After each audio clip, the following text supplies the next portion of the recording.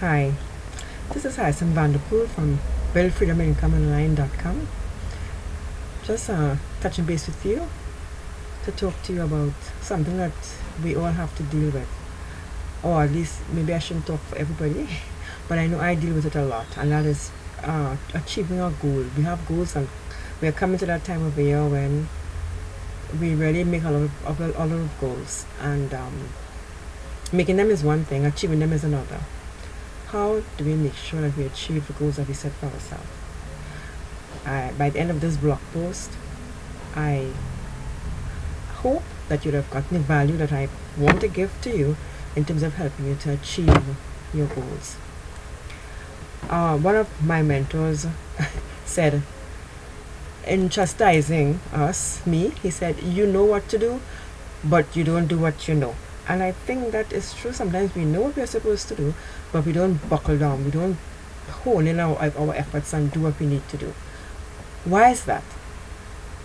Could it be that we just need to take the time to hone in a few things so that we get organized and so we can focus? The challenge is that we're in love with our comfort zone. It's cozy, it's familiar, it's comfortable. Reaching for a goal requires change, a movement away from all that coziness, that familiarity, and that comfort. Because it is something we want to achieve. It's not yet there. It's new. It exists only in our thoughts. So it maybe to play a musical instrument, and maybe to learn another language, make new friends, to start volunteering somewhere, to join a choir, to start a business. One thing is for sure, it means squeezing another slice into what seems to be already full pie that is our life. Could you imagine? I mean, when you think about that, it just thinking about it seems stressful. The point is, though, it's going to be uncomfortable. Change always is. But as many leaders remind us all the time, for things to change, we have to change. That was Jim Rohn. Be the change you wish to see in the world. That was Mahatma Gandhi. Although there's some controversy as to whether or not he said that. Change your thoughts and change your world. That's Norman Vincent Peale. Change will not come if we wait for some other person or some other time. We are the ones we've been waiting for. We are the change that we seek. That is our President Barack Obama. So to achieve something we want, we have to do something differently. We have to be different. So let's take a moment to get some clarity and focus on some specific steps that can get us to the goals that we desire. I can think of no one better qualified to lean on for direction in that area than someone who spent a vast amount of his life studying the principles of goal achievement, namely Napoleon Hill. He is the author of the now iconic personal and business development publication, Think and Grow Rich. In that book, Mr. Hill identifies 13 requirements necessary for success. The first one is desire. And in the second chapter of the book, he delves thoroughly into the steps necessary to help us turn desire into reality. In other words, to help us achieve our goals. Even though much of the focus is on developing riches, the principles involved can be transferred to the accomplishment of any goal that we want to achieve. And again, at this time of the year is when we think a lot about goals and what we desire, what we want for ourselves, for our families. And the thing about desire is it's not just about wanting or wishing for something. It's about wanting it passionately. It's like a leader I know from a previous company. He talks about his desire and focus being so strong that his family labeled him obsessed. And that's what it takes to go from desire to reality. Napoleon Hill shares a 6-step approach to making this transition, and I want to share that with you.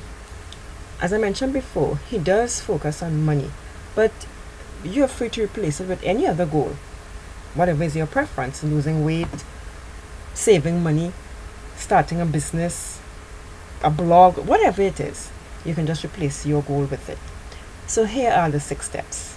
I will leave the relevant areas blank and you can fill it in with what you want. Number 1, make a decision about the exact you want. You must be specific, no wandering generalities.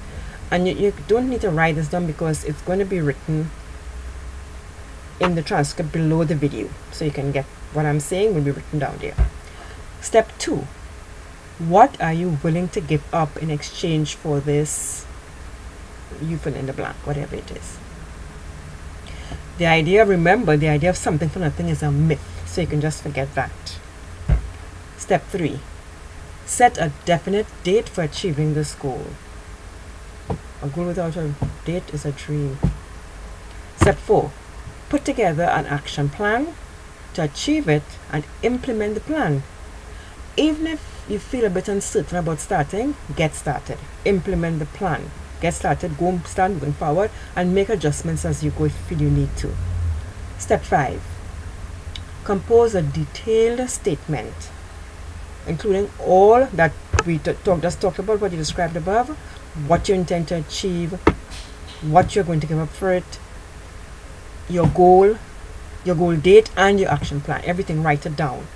And then, step 6, remind yourself of it at least twice daily. Create that statement, read it out aloud when you wake up in the morning, and then when you go to bed, and before you go to bed again at night.